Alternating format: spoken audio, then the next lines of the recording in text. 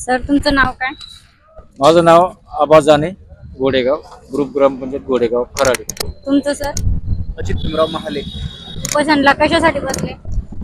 Madam, आमच्या गावात भ्रष्टाचार फार फोफावलेला आहे. सरपंच मनमानी कारभार करतो. सरपंचाने आवाज सव्वा बिलं काढतात. साहित्य टेंडर, ई टेंडरचे साहित्य टेंडर केले त्याने. साहित्य टेंडर करून आमच्या तोतया सह्या केल्या. तोतया सह्या करून आणि हे लाईटांचे बिलं काढलेत.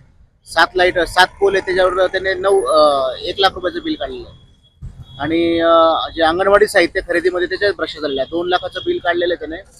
आणि 2 लाखाचं बिल काढून त्याने फक्त 10-15 हजाराच्या वस्तू घेतलेल्या आहेत. दुसरी गोष्ट म्हणजे अजून जे जिल्हा परिषद शाळा आहे, त्या शाळेसाठी जे साहित्य खरेदी करायचं होतं, साहित्य खरेदी करण्यासाठी त्याने 10,000ची लाच मागितली. आम्हाला म्हणे मला 10,000 रुपये द्या, तरच मी तुम्हाला ते साहित्य खरेदी करण्यासाठी तुम्हाला की देतो म्हणे. ग्रामसेवकांना जुमानत नाहीत. आणि दुसरी गोष्ट म्हणजे जे शाळेचा जो कोबा वगैरे केला दुरुस्तीचा, त्याचे बिल देत नाही, त्याचे ते पैसे मागतो. अशा प्रकारे त्रास देतो सरपंच. नमस्कार.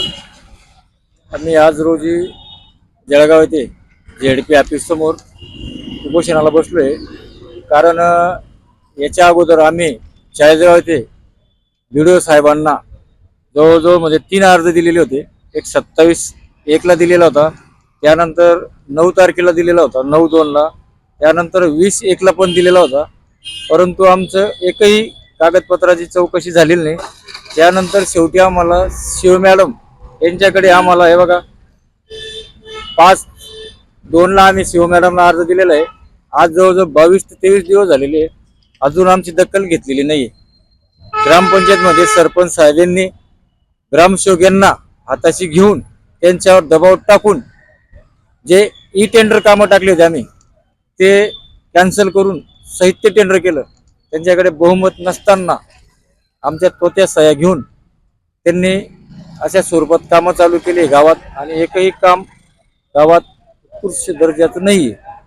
त्यामुळे आम्हाला यांची कशी चौकशी लागेल त्या संदर्भात आम्ही आज उपोषणाला बसलेलो आहे.